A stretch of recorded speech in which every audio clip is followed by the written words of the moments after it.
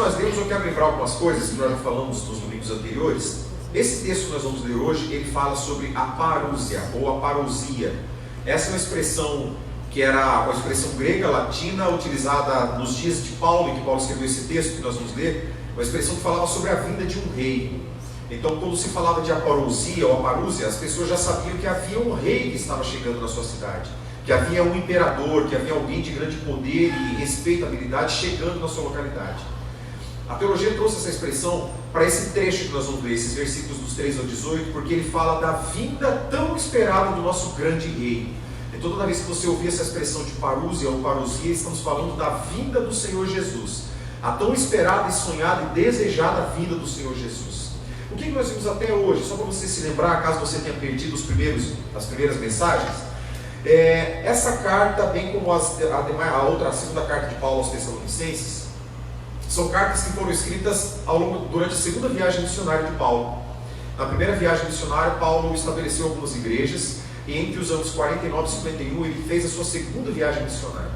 Essa viagem missionária ocorreu na Europa. Paulo tinha a intenção de voltar e revisitar as igrejas que ele tinha plantado na primeira viagem missionária, mas o Espírito Santo o impediu de fazer isso. A gente vê isso na narrativa de Atos dos Apóstolos, especial capítulo 15 e 16. O Espírito Santo o impediu de retornar a essas localidades. E nesse mesmo contexto, Paulo teve uma visão em que um homem dizia a ele: passa a Macedônia e ajuda-nos. Ele entendeu ser uma ordem de Cristo para que ele passasse a Macedônia e fosse pregar na Europa. Então Paulo entrou na Europa com a pregação do Evangelho.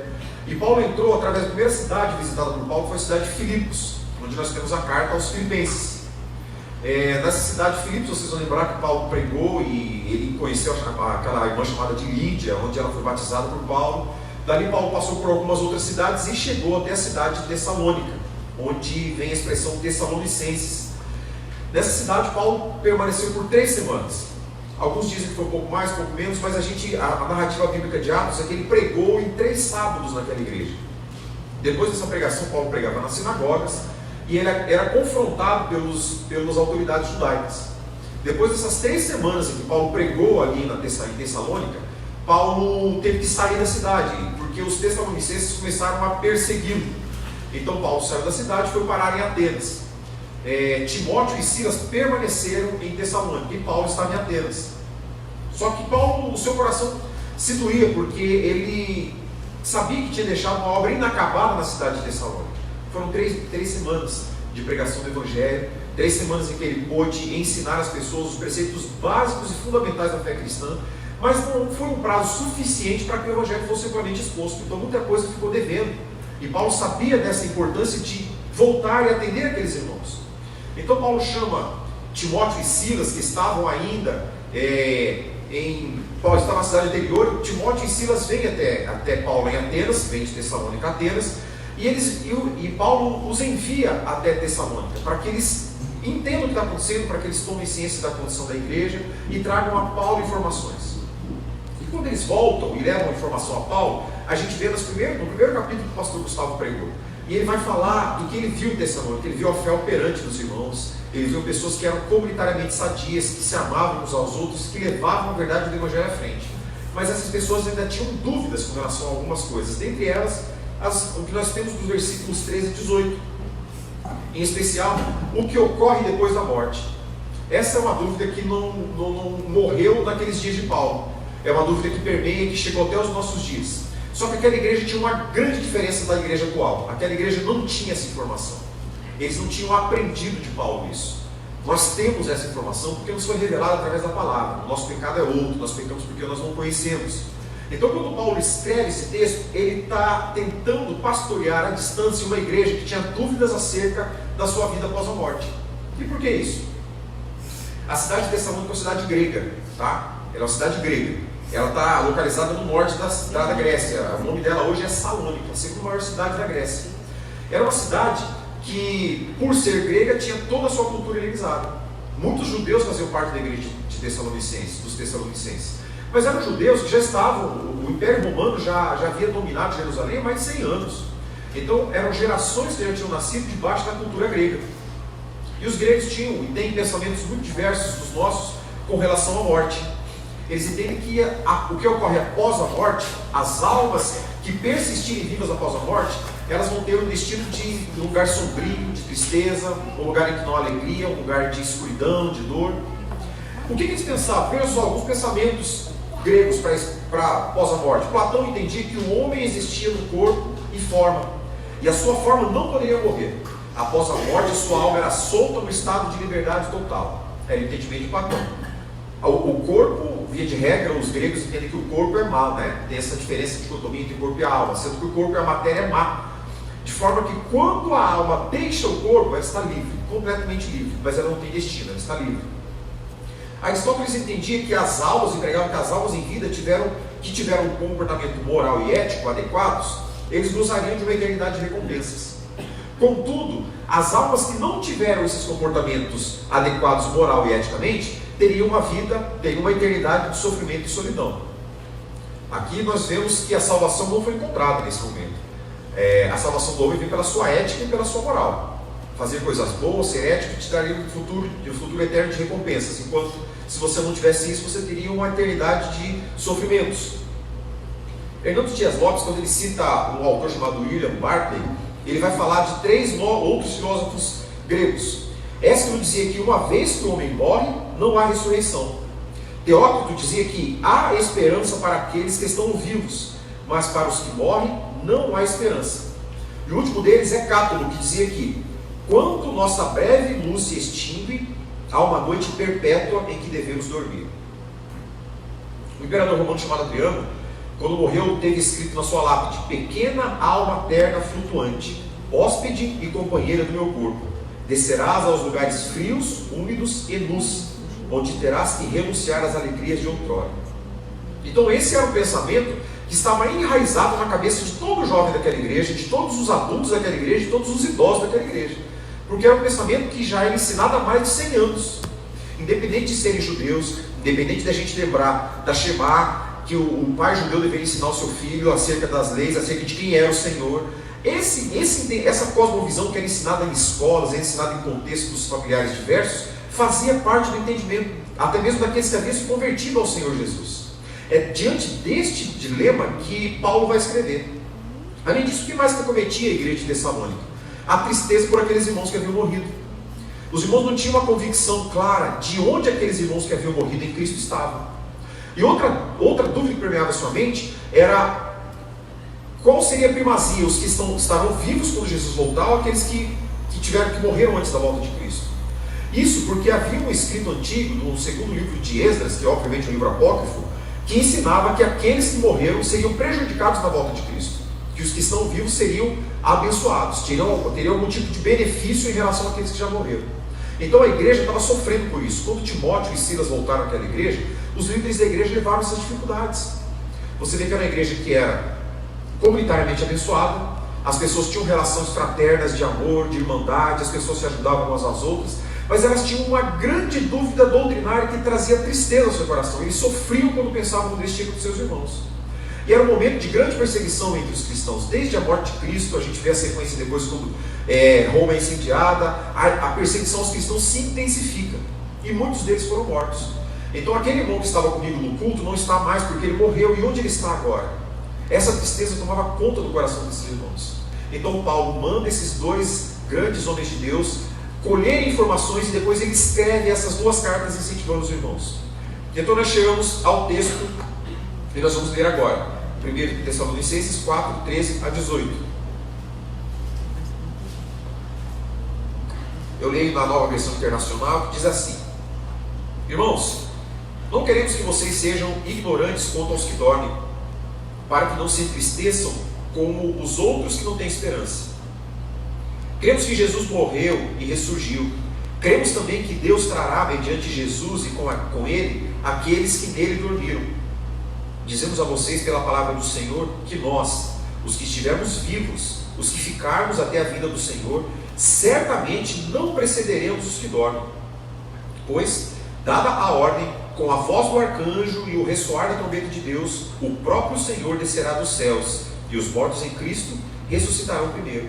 Depois nós, os que estivermos vivos, seremos arrebatados com eles nas nuvens para o encontro com o Senhor nos ares, e assim estaremos com o Senhor para sempre.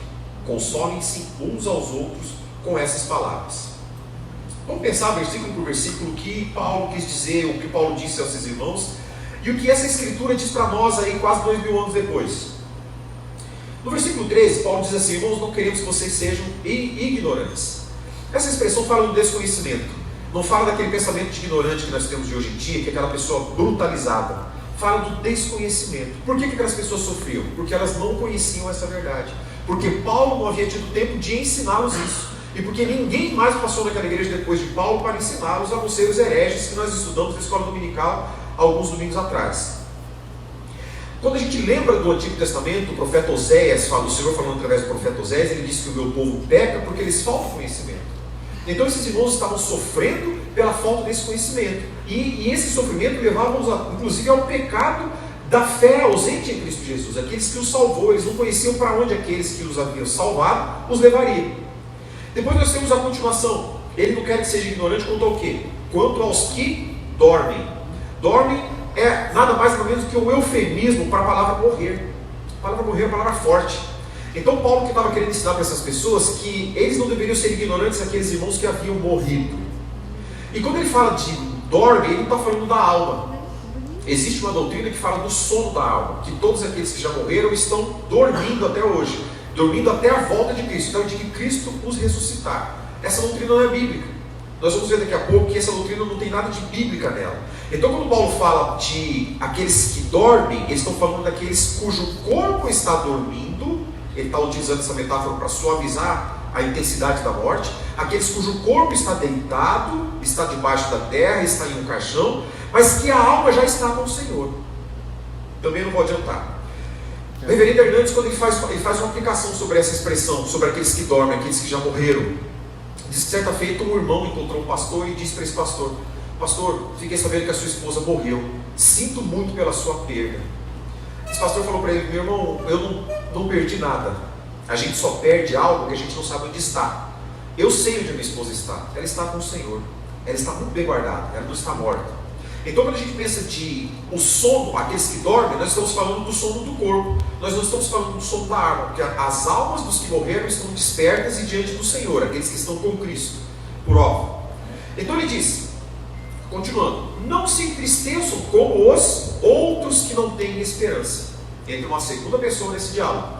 Paulo está dizendo que os irmãos de Tessalônica, que ele não gostaria que aqueles irmãos fossem ignorantes, sofressem por ignorância, e que, quanto aos que dormem, e que não se entristeçam como os outros que não têm esperança. Esses outros que não têm esperança são aqueles que sofrem por um desconhecimento do futuro, são aqueles que têm a tristeza como fruto do desconhecimento da palavra do Senhor, sofrem porque não conhecem a palavra do Senhor. Esses são os outros. Mas além dessa esperança que eles não têm no Senhor, eles sofrem porque eles não têm a esperança que Cristo é. Eles não têm a esperança que aqueles que foram trazidos pelo amor de Cristo e salvos por Ele têm. Eles não têm a esperança da vida eterna, porque de fato eles não têm a vida eterna. Então Paulo está comparando os irmãos de Tessalônica, que são salvos pela graça de Cristo por meio da fé, com aqueles que não conhecem a fé no Salvador e aqueles que não conhecem o Salvador. Significa que nós temos dois grupos de pessoas: aqueles que têm a esperança da vida eterna, que são salvos por Cristo, que serão resgatados se estiverem em vida, arrebatados com o Senhor, que se estiverem mortos serão ressuscitados, e aqueles outros que não têm esperança, que terão a sua condenação eterna finalizada na volta de Cristo. Então Paulo está comparando aquele grupo de pessoas com um grupo de outras pessoas. E aqui já fica a nossa primeira pergunta: nós estamos em que grupo? Os que têm esperança, ou nós somos parte daquele grupo que não tem esperança porque desconhece o nosso destino na volta de Cristo? Se você tem certeza da sua salvação, você sabe onde você estará se Cristo vier hoje. Se você não tiver certeza da sua salvação, essa é uma boa noite para você repensar e resolver esse problema. Pois, 4,14: se cremos que Jesus morreu e ressurgiu, cremos também que Ele trará, mediante Jesus e com Ele, aqueles que nele dormiram. Esse versículo nos dá uma convicção. E a primeira certeza que ele nos dá é que aqueles que dormiram em Cristo, aqueles que morreram com Cristo, estão com Cristo hoje. Eles não estão dormindo, eles não estão em outra dimensão. Aqueles que morreram com Cristo estão com Cristo. Esse versículo nos dá uma outra convicção, de que assim como Cristo morreu e ressuscitou e está ao lado do Pai, aqueles que morreram hoje estão ao lado de Cristo, virão juntamente com Cristo no dia que Cristo vier arrebatar a sua igreja. Isso para nós traz um conforto grandioso, porque não nos impõe o mesmo sofrimento que aqueles que não têm esperança em Cristo têm quando perdem seu ente querido. Isso nos dá uma convicção grande de que, ao fechar os nossos olhos hoje, nós estaremos ao lado do Senhor. E que aqueles que estão conosco não sofrerão a separação eterna, porque terão a convicção de que um dia nós retornaremos. Essa esperança Paulo estava querendo plantar no coração desses irmãos. E esse versículo nos diz também que a morte não teve a última palavra na vida daqueles que foram perdidos daquela igreja. Aqueles irmãos queridos que congregavam, que cultuavam, que ofertavam, que ajudavam os pobres, os necessitados, que morreram pela perseguição romana, não estavam completamente separados deles. Plantavam no coração dessas pessoas a esperança de que em breve eles seriam novamente reencontrados, reunidos pela volta do Senhor. Então, nós chegamos ao versículo 15. Dizemos a vocês, pela palavra do Senhor, que nós, os que estivermos vivos, os que ficarmos até a vinda do Senhor, certamente não precederemos os que dormem. Então Paulo já está falando do outro grupo da igreja. O primeiro grupo da igreja que ele tratou foram aqueles que morreram, aqueles que não estão mais entre nós, que tiveram seus corpos sepultados, mas que a sua alma está com Cristo. Agora ele está falando do segundo grupo, nós, aqueles que estivermos vivos. Você vê aqui que Paulo nutria no seu coração um desejo muito intenso e uma certeza, uma convicção de que ele veria Cristo ainda em vida. Ele tinha certeza nesse momento, enquanto ele escrevia a carta aos Tessalonicenses, que ele não morreria antes da volta de Cristo. E a gente tem essa convicção porque Paulo esteve presente, Paulo teve um contato direto com Cristo. Ele conhecia Cristo de uma forma que os outros apóstolos, de uma forma tão intensa que os outros apóstolos não tiveram esse conhecimento. Então, isso não vem apenas de uma intenção intelectual, mas vem de um amor do coração de Paulo, o desejo dele ver o seu Salvador de novo, antes de passar pela morte. Mas a gente vê que isso vai diminuindo no coração de Paulo. Tessalonicenses, essas duas cartas, são as primeiras cartas que Paulo escreveu. Quando a gente vai ler a carta de Paulo aos Filipenses, a gente vê que Paulo já não tem mais tanta certeza assim de que ele vai ver Cristo vivo, e ainda vivo, né? Ele já manda esse tipo de dúvida. Ele já fala, se eu estiver aqui. Ele já fala para os irmãos, se eu vir o meu Senhor. Agora, quando Paulo escreve ao Timóteo, ele já tem a certeza de que ele não vai ver Cristo. Porque ele fala, ó, eu já estou sendo levado à libação, eu já estou quase morrendo. Então, quando você vier, traz os meus livros, traz minha capa, porque vai ser o meu fim aqui. Ele tem a certeza de que ele não verá o seu Salvador em vida, mas ele tem a convicção plena de que quando ele fechar os olhos, ele vai ver o Salvador dele. Então, a nossa convicção não precisa estar apenas no Cristo que virá agora. Talvez o Senhor não venha até agora buscar a sua igreja, mas é muito provável que nós iremos até Ele antes disso. E que quando isso acontecer, a gente precisa estar muito bem preparado para isso. A gente tem que lembrar da parábola das virgens, daquelas que tinham óleo suficiente para a sua candeia, daquelas que não tinham mais o óleo para a sua candeia. Então a gente precisa lembrar que o Senhor pode voltar a qualquer instante, mas é possível que você vá até Ele a qualquer instante. Então a gente precisa estar igualmente preparado para isso. Então Paulo está revelando esse desejo dele, essa expectativa da iminente volta do Senhor. A gente não pode perder essa expectativa da volta do Senhor. A gente precisa viver e cantar como se o Senhor voltasse amanhã, como se Ele voltasse a qualquer momento. Porque quando a gente tem expectativa de que algo aconteça, a gente é mais diligente nas coisas. A gente é mais preocupado com as coisas. Quando a gente tem uma consulta ao dentista marcado para amanhã, segunda-feira às 8 horas da manhã, a gente já começa a limpar o nosso dente hoje. Né? Eu agradeço. Fala, Jeová. A gente começa a tratar hoje. Mas quando essa consulta é só na quarta-feira, a gente vai deixar para limpar o nosso dente na terça-feira à noite, para dar só um rebote na quarta de manhã. Quando a gente está diante de situações cuja nossa expectativa é grande, a gente tem um cuidado muito maior, a gente tem uma preocupação maior. Então, quando a gente vive sabendo que o nosso Salvador pode vir amanhã, ou pode vir a qualquer momento, a nossa paixão vai ser mais intensificada quanto a Ele. O nosso cuidado vai ser mais intenso. A nossa diligência quanto ao pecado vai ser muito maior. O nosso desejo de não pecar vai ser muito maior. Porque a gente sabe que a qualquer momento a gente pode ver o nosso Salvador. Isso não tem nada a ver com perder a nossa salvação, ou com o Senhor voltar quando nós estivermos numa condição de não salvo. Porque isso não existe. Isso existiu antes de você conhecer a Cristo. A partir do momento que Cristo te salvou, você nunca mais vai ter uma condição de não salvo. Mas tem que ser aquela condição de você estar limpo, preparado para encontrar o seu Senhor.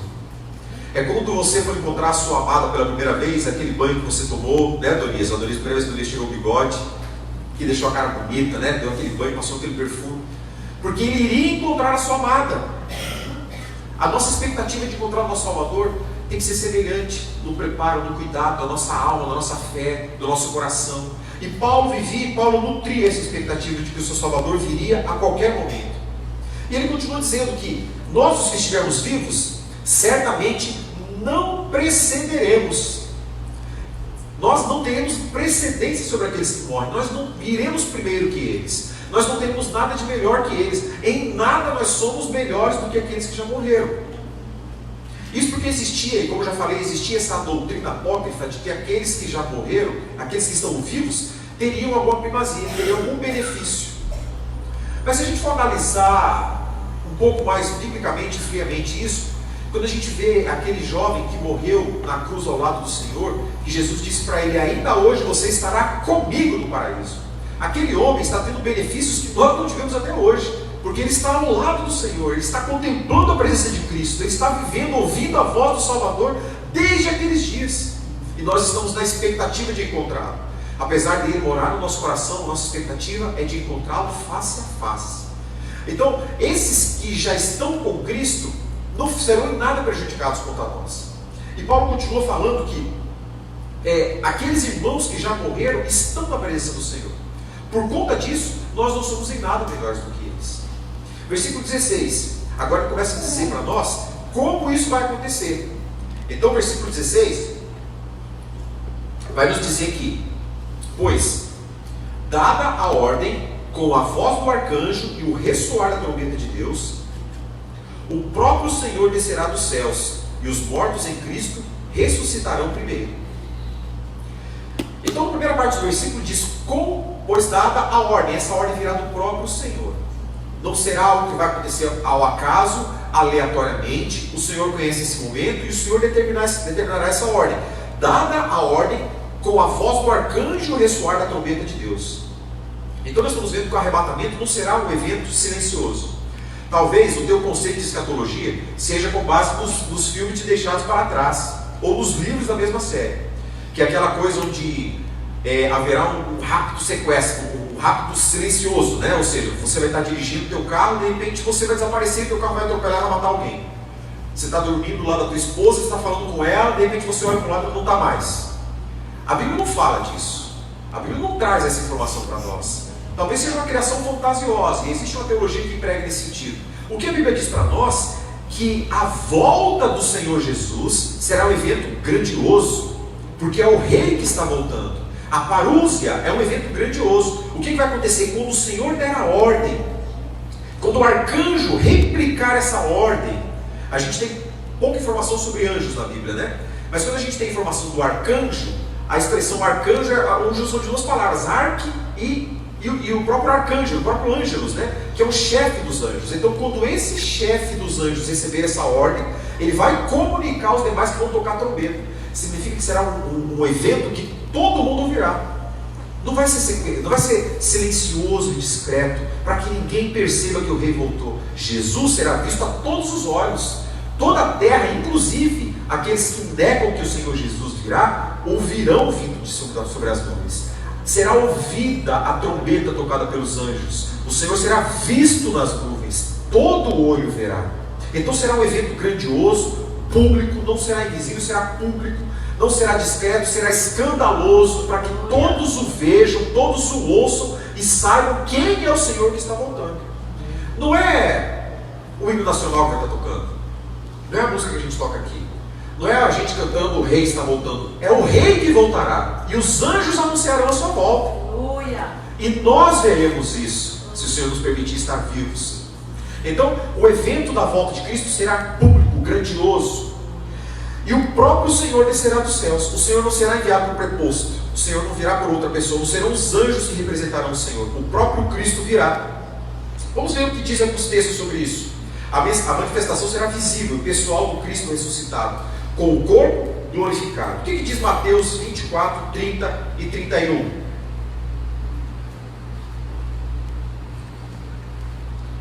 Depois, finalmente aparecerá no céu um sinal da minha vinda, e haverá profunda lamentação ao redor de toda a terra. As nações do mundo verão o Filho do Homem chegar nas nuvens do céu com poder e grande glória. Ele enviará seus anjos com o som de um poderoso toque de trombeta, e eles reunirão os seus escolhidos dos pontos mais distantes da terra e do céu. Hebreus 9, 28. Se você não quiser abrir agora, marque aí para você ler em casa. Hebreus 9, 28. Assim também Cristo, oferecendo-se uma vez para tirar os pecados de muitos, aparecerá a segunda vez, sem pecado, aos que esperam para a salvação. Então estamos falando da segunda vinda de Cristo. Significa que dessa segunda vez, Cristo virá no corpo da sua glória. As nuvens serão a sua carruagem, os anjos a sua escolta, o arcanjo o seu arauto, os santos o seu glorioso cortejo. E ele virá como o Rei dos Reis e como o Senhor dos Senhores. Ele não virá mais como uma criança pobre e humilde de Belém. Ele virá como um rei majestoso de toda a terra. E nesse momento, inclusive aqueles que não querem, aqueles que recusam a reconhecer Jesus como Senhor, a Bíblia diz que esses vão ter os seus joelhos dobrados e que a sua língua dirá que Jesus Cristo é o Senhor. Glória a Deus, porque a gente pode fazer isso hoje. E porque no dia que isso acontecer, a gente vai fazer isso com coração voluntário, não por imposição, não por obrigação, não pela glória que vai impor a essas pessoas isso, mas nós iremos o nosso Rei e faremos isso com o nosso coração grato a Ele pela nossa salvação. Glória a Deus. Então o que vai acontecer disso? 4,16. Quando Cristo vier, quando os anjos tocarem sua trombeta, quando o Senhor chegar nas nuvens do céu, quando todo olho vir, os mortos em Cristo ressuscitarão primeiro. Significa dizer que a separação que houve entre o corpo e a alma no advento da morte será revertida. Aqueles que morreram em Cristo ressuscitarão primeiro. Primeiro que quê? Ele está falando de uma ordem. Primeiro significa antes de nós que estamos vivos. Então, esses ressuscitarão antes, terão o seu corpo glorificado e se encontrarão com o Senhor, que também tem o seu corpo glorificado. O que é esse corpo glorificado? Esse corpo livre de todos os efeitos do pecado. Quais são os efeitos do pecado? As dores, as doenças, a constante decrepitação do nosso corpo, a constante morte das nossas células, aquela barriga que existe por conta da gula, né? Consequência do pecado, aquele membro que foi decapitado por um acidente, aquele seio que foi arrancado por um câncer. O nosso corpo será glorificado. O Senhor construirá em nós um corpo completamente livre de todo efeito do pecado. Então esses irmãos que morreram em Cristo, cuja alma está na presença do Senhor, serão unidos novamente com esse corpo reconstruído pela graça do Senhor, glorificado e livre, isento de todo o pecado, de toda a corrupção do pecado, de toda a corruptibilidade do pecado. Então eles ressuscitarão primeiro, os mortos em Cristo. Então nós podemos pensar aqui: mortos em Cristo ou mortos sem Cristo? Nós estamos vendo aqui coisas gloriosas que ocorrerão com todos aqueles que morreram em Cristo. Mas é fato que muitas pessoas hoje morrem sem Cristo. Não apenas aqueles que negam que Cristo é o Senhor das suas vidas, mas entre nós muitos que confessam com suas bocas que Jesus é o Senhor do seu coração e da sua vida, mas que as suas vidas negam isso diariamente. Que intelectualmente conhecem Jesus, mas que a sua vida, o seu coração está totalmente distante da presença do Senhor. Que não tem dor quando comete o pecado, que não se arrepende de uma vida dissoluta e sem Cristo, que não obedece, não cumpre os passos que o Senhor estabeleceu. Pessoas que podem inclusive estar diante do Senhor, mas que no advento da sua morte não verão a Cristo, e não terão o seu corpo glorificado, e não ressuscitarão para a glória. Pelo contrário, o seu destino é a condenação eterna. Pois bem, se você morresse agora, estaria com Cristo? Estaria com Cristo no seu coração? Estaria com Cristo diante dele? Ou será que você teria apenas uma expectativa de talvez estar com Cristo? Se a sua resposta for assim, eu acho que, então já começou errado, já está bem distante da realidade. Essa resposta tem que ser convicta. A salvação é uma condição eterna que o Senhor nos concede a partir do momento que nós somos salvos por Ele. Então é importante a gente refletir sobre isso. A única coisa que evitará a nossa morte carnal é a volta do Senhor Jesus. É a única coisa que pode evitar isso. Caso o Senhor não volte, a morte chegará para todos nós. E aí vem aquela famosa pergunta daquele famoso boletim evangelístico que a gente tinha há alguns anos: onde você passará a sua eternidade? Essa reflexão precisa fazer parte do nosso coração hoje, amanhã e em todo o tempo. Onde passaremos a nossa eternidade? Pois bem, versículo 17. Depois, nós. Então nós já temos a sequência das coisas aí, né? Chegamos à vinda de Cristo, os anjos tocando as trombetas, anunciando, os mortos em Cristo ressuscitando, e chegamos ao 17. Depois nós, a convicção de Paulo dá a ele, neste momento, o entendimento de que ele estará vivo. Os que estivermos vivos, seremos arrebatados com eles nas nuvens. Com eles, quem? Com o Senhor e com aqueles mortos que ressuscitaram e já estão com o Senhor. Seremos arrebatados com eles nas nuvens para o encontro com o Senhor nos ares, e assim estaremos com o Senhor para sempre. Então a primeira expressão que eu grifo, seremos arrebatados com eles. Os vivos serão arrebatados, a expressão de rápido, de arrancados da terra. Os vivos serão tirados da terra, visivelmente tirados da terra.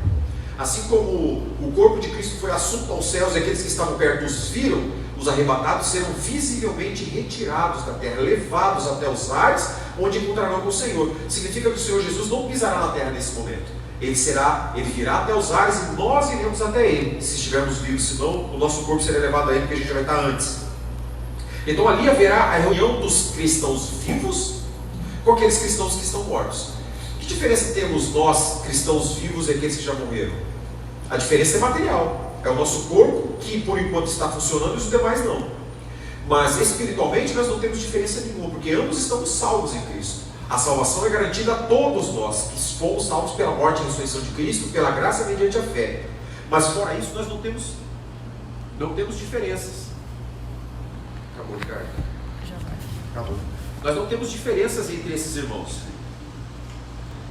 Nós que estamos vivos, seremos arrebatados com eles. Lembrando, com os irmãos que foram mortos, que ressuscitaram, que tiveram seu corpo glorificado, que estão com o Senhor. Nós seremos arrebatados juntamente com eles. Quanto aos mortos, eles tiveram a união entre a sua alma e o seu corpo novamente e foram a Cristo. Nós iremos corporalmente e receberemos de Cristo esse corpo glorificado. Seremos arrebatados com eles e assim estaremos com o Senhor para sempre. Significa dizer que aqueles que são salvos com o Senhor, que foram arrebatados após a vinda do Senhor, aqueles cujo corpo foi devolvido da morte, que estiverem com Cristo, não têm uma nova chance de se perder. Não serão submetidos a um juízo para a condenação. Esses não serão submetidos a juízo para a condenação. Esses estarão salvos com Cristo para todo sempre. Quem será submetido ao juízo da condenação? Aqueles que morreram sem Cristo.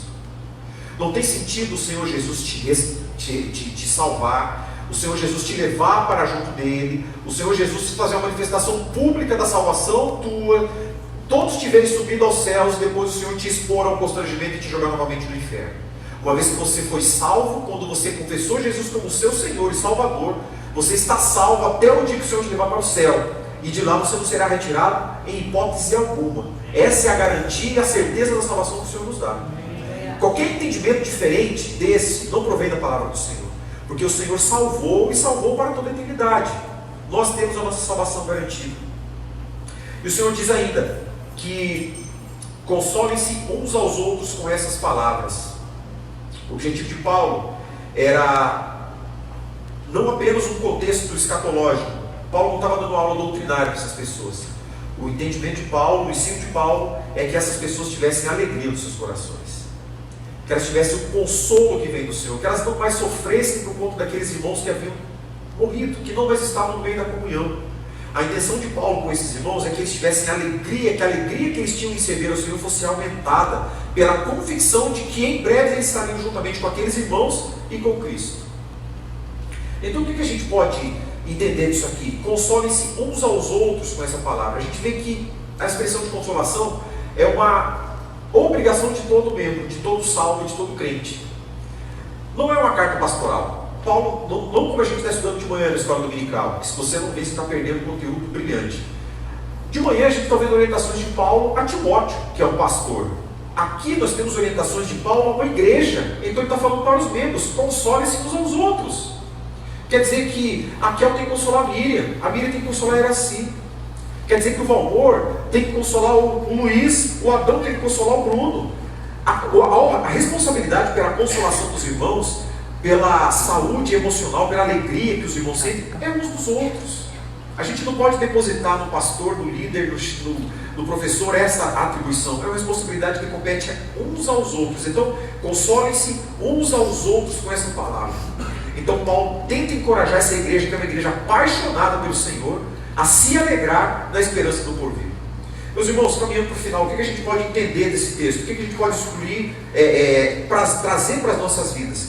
Lembrando que a carta foi escrita aos irmãos de Tessalônica, que viveram 2000 anos quase antes de nós.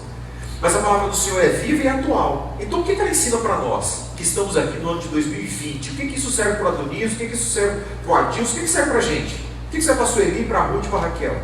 Primeira coisa que essa palavra diz para nós é que Jesus Cristo voltará. Essa é uma convicção que estava no coração desses irmãos, que precisa estar no nosso coração. Aí você fala assim: ah, Cassandra, isso é verdade, todo mundo sabe que Cristo vai voltar. Não basta que essa verdade seja intelectualizada na nossa mente. Ela não pode ser uma verdade lida num livro apenas e permanecer naquele livro. Ela precisa entrar no nosso coração. Se a gente sabe que Jesus Cristo voltará, a gente precisa viver nessa realidade, sabendo que Jesus Cristo poderá voltar a qualquer momento. E a gente precisa dedicar os nossos dias a Jesus. Meus irmãos, por que a gente gasta tanto tempo com tanta coisa que não tem qualquer relação com o Senhor? Se a gente vive na expectativa de que Jesus Cristo vai voltar, a gente não vai ter tanto interesse em criar tanta raiz nessa terra. A gente não vai querer tanto e com tanta intensidade ganhar tanto dinheiro, ganhar tanto poder, ter tanto prestígio, ser reconhecido por tantas pessoas.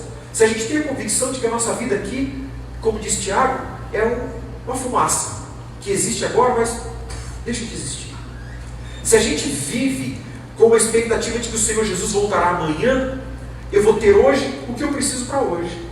Eu vou me preocupar com a comida que eu tenho para comer hoje. Eu não vou me preocupar com a comida que eu vou precisar comer na semana que vem, porque eu não sei se eu vou estar vivo, eu não sei se o meu Senhor não voltará antes disso.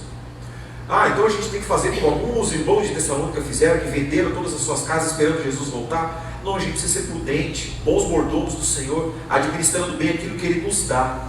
Mas a gente não precisa ter o nosso coração tão enraizado nesse lugar, gastando todos os nossos dias de saúde em construir, em ter, em possuir, em construir patrimônios. E esse momento que a gente está vivendo, desse surto, dessa pandemia de coronavírus, pode falar muito para nós. Pessoas que passaram a sua vida construindo um patrimônio, pessoas que colocaram seu dinheiro em ações, em empresas, e viram tudo isso cair em horas. Não precisa nem falar em dias, em horas. Bolsas de valores do mundo inteiro caindo, pessoas que colocaram seus investimentos desesperados porque perderam muita coisa, não sabem quanto tempo vão levar para recuperar. Essa é a prova de que a nossa vida é volátil, a nossa vida é uma fumaça. Quando a gente vive na expectativa de que Jesus voltará, os nossos planos serão eternos. Nós lemos na semana passada na escola dominical, Paulo escrevendo a Timóteo, ele diz para ele assim: olha, o exercício físico é bom, mas o exercício da piedade é melhor. Porque enquanto fisicamente a gente se exercita para ficar saudável nesse corpo que vai durar 40, 50, 60 anos, o exercício da piedade na nossa alma é eterna, e nós levaremos isso para a eternidade. Então a gente precisa semear um pouco mais para a eternidade, a gente precisa adorar um pouco mais ao Senhor, a gente precisa ter um pouco mais de responsabilidade com as atribuições na casa do Senhor. Essa igreja que a gente tem é composta de voluntários, ninguém é remunerado a não ser o pastor. Todos nós somos voluntários. Por que a gente não dá um pouquinho mais de cuidado, de prazer, de alegria, de determinação, de força nisso, de zelo nisso que a gente faz? Por que a gente não tem mais voluntários que queiram igualmente servir com alegria? Pessoas que queiram dedicar os seus dias ao serviço da obra do Senhor. Pessoas que se levantam e digam assim: eu estou aqui, me ajuda, me usa. Eu quero fazer alguma coisa, eu quero trabalhar para que essa obra cresça, para que mais pessoas ouçam o Evangelho de Cristo. Quando a gente vive na expectativa da iminente volta de Cristo, o nosso maior investimento vai ser na eternidade. Então pensemos isso, Cristo voltará, e nós precisamos almejar a sua volta. Maranata, ora vem, Senhor Jesus. Não à toa esse versículo está no final do Novo Testamento, Apocalipse 22, 20, já beirando o término. Depois disso vem só o cumprimento final, quando Jesus diz a João: eu voltarei em breve. E Jesus fala: amém, volte logo, Jesus. Maranata, ora vem, Senhor Jesus. A nossa expectativa deve ser no retorno de Cristo. Segunda verdade que a gente extrai desse texto: os mortos em Cristo ressuscitarão e participarão pessoalmente da vida do Senhor. Primeira carta de Paulo aos Coríntios diz, 15:52, tudo acontecerá no instante, no piscar de olhos, quando for tocada a última trombeta, porque virá do céu um toque de trombeta, e todos que já morreram, de repente ressuscitarão. com novos corpos que jamais morrerão. Significa que a morte não teve a última palavra na vida dessas pessoas. Esses irmãos que nós nos despedimos, que nós choramos, que nós tristemente não o vemos mais, significa que a morte não teve a última palavra na vida deles. Significa que em breve eles virão juntamente com o Senhor dos céus. Eles serão ressuscitados, levados ao céu, e nós o encontraremos. Eles estarão ativos na volta do Senhor. São pessoas que estarão trabalhando com o Senhor no seu retorno, amando do Senhor, e nos recepcionarão no céu. Você já pensou o que é isso? Você ser recepcionado por aquele irmão que você amava e você já não vê há tanto tempo. Ele falava: amor, estava aqui te esperando, amor, vem cá me dar um abraço. Está escalado já, amor. Essa é a expectativa que nós devemos ter, meus irmãos. A história da volta do Senhor Jesus deve causar em nós a esperança, a alegria, expectativa. Não expectativa distante, não aquela esperança da Copa que vai acontecer daqui a 4 anos, mas uma expectativa que pode acontecer daqui a alguns segundos. Nós devemos viver com essa expectativa. O epitáfio daquele que morre em Cristo jamais deve ser: aqui jaz. Sabe aquela informação que você vê? Aqui jaz o caçando. Sabe por quê? Porque o caçando não está ali. O caçando está com o Senhor. Porque aquele irmão que morreu não está ali. O que está ali é o corpo dele que está aguardando a volta do Senhor, para ser reconstruído e levado ao Senhor. Porque aquele que está representado naquele corpo já está ao lado do Senhor. Então os mortos em Cristo ressuscitarão. E o Senhor conhece aqueles que são seus. A Bíblia diz que no dia que houver esse retorno, o fogo dará conta dos seus, a água dará conta dos seus. Então a gente não precisa se preocupar se o Senhor vai conseguir identificar você, porque o Senhor vai te achar onde você estiver. Há algum tempo a gente ouviu aquelas discussões: será que o crente pode ser cremado? Mas e depois o que vai acontecer? Vai jogar no mar? Como é que Deus vai achar no mar? Vai nas correntes marítimas, vai levar para um lugar, vai levar para outro. O Senhor conhece os seus. Você lembra quando o salmista escreveu que o Senhor já me conhecia desde o ventre da minha mãe? O Senhor já tinha escrito o meu nome no livro da vida desde os dias em que eu não era nada, uma substância ainda informe no ventre da minha mãe. O Senhor te conhecia como a sua substância. O Senhor não precisa ver a sua cara para saber quem você é. O Senhor conhece a sua intimidade. O DNA é a menor partícula que a gente tem de conhecimento hoje humano, mas o Senhor é aquele que construiu o DNA. Então Ele conhece toda a nossa matéria na menor partícula atômica. Ele não precisa de um reconhecimento de arcada dentária, facial, de impressão digital. O Senhor nos conhece porque Ele nos gerou.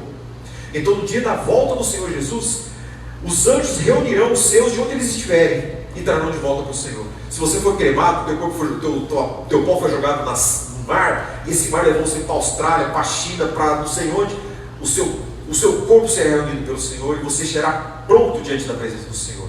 Mais bonito que você era quando você morreu. Amém? Eu dou glória a Deus por isso. 3. Os crentes vivos em Cristo serão transformados. Olha que maravilha. A continuação do versículo 52 de 1 Coríntios 15 diz assim: e todos nós seremos transformados, porque os nossos corpos terrenos, os que temos agora, os que são mortais, precisam ser transformados por corpos imortais, que não podem morrer. Assim, quando o que é corruptível se revestir do que é incorruptível, e o que é mortal se revestir do que é imortal, então finalmente se tornará verdadeira essa escritura: a morte foi tragada pela vitória. Ó morte, onde está a tua vitória? Onde está, ó morte, o teu aguilhão? Esse texto fala da morte da morte. É quando a morte não mais terá poder sobre a nossa vida. Quando o nosso corpo, revestido de glória, incorruptível, livre de todo pecado, não será mais sujeito ao poder e à potência da morte. Seremos imortais, porque assim o Senhor nos tornou. Esse é o destino daqueles que estiverem vivos quando o Senhor voltar. Significa que nós que estamos vivos e temos essa expectativa, nós estamos caminhando para um amanhecer glorioso ao lado do Senhor. Nós não caminhamos para a morte como aqueles que não têm esperança. Nós caminhamos para a vida eterna ao lado do nosso Senhor. É a nossa expectativa. E aí, pensando na expectativa, eu posso dizer que eu nunca vou morrer. Tem uma música, um rap que fala isso: eu nunca vou morrer, eu nunca morrerei. O máximo que pode acontecer é a minha carne dissolver, é a minha carne deitar no caixão e ser sepultado, mas a minha alma jamais morrerá. E essa convicção você tem que ter: você é um imortal, porque Cristo o fez imortal. Por mais que essa carcaça que você tem, por mais que esse chassi deixe de funcionar, o que está dentro de você, a alma que o Senhor colocou, é eterna e nunca vai morrer, porque nós não passaremos pela morte eterna. O máximo por desligarmos desse mundo, mas a morte eterna jamais, porque foi assim que o Senhor nos fez e assim que Ele nos salvou. Quarto e último ponto: em sua volta, Cristo pessoalmente reunirá todos os seus. Vivos e mortos se reunirão com os seus amados e com o seu Senhor para todo sempre. Significa que Moisés, que alguns dizem que não morreu, será reunido com Elias, com Eliseu, será reunido com Enoque, que subiu no cavalo de fogo, será reunido com Mateus, com Marcos, com Levi, será reunido com Adonias, com Cassandra, com Josivalter. Todos os mortos em Cristo, em todos os tempos. Por que em todos os tempos? Jesus veio no Novo Testamento, mas aqueles que morreram em Cristo no Antigo Testamento, morreram com a esperança daquele que viria. Todos aqueles que morreram no Antigo Testamento antes do nascimento de Cristo, morreram debaixo de uma promessa feita no Gênesis, do Gênesis 2,15, o próprio Evangelho, de que nasceria alguém do ventre de uma mulher que pisaria na cabeça da serpente. Todos os que morreram debaixo desta promessa foram salvos por este Cristo. Então significa dizer que o Senhor sabe todos os que são seus, e que todos eles serão reunidos no advento da volta de Cristo, na parúzia, na grande e gloriosa volta do nosso Senhor. Que esse texto traga esperança para o nosso coração, mas que além dessa esperança, esse texto nos traga um compromisso mais fiel, mais digno com o nosso Senhor, aquele que morreu e ressuscitou, aquele que prometeu que virá, que dará ordem aos seus anjos, que se tocarão a trombeta, que Ele virá do céu em uma nuvem, e que nós iremos até Ele. Que a nossa vida seja mais dedicada ao nosso Senhor e Salvador.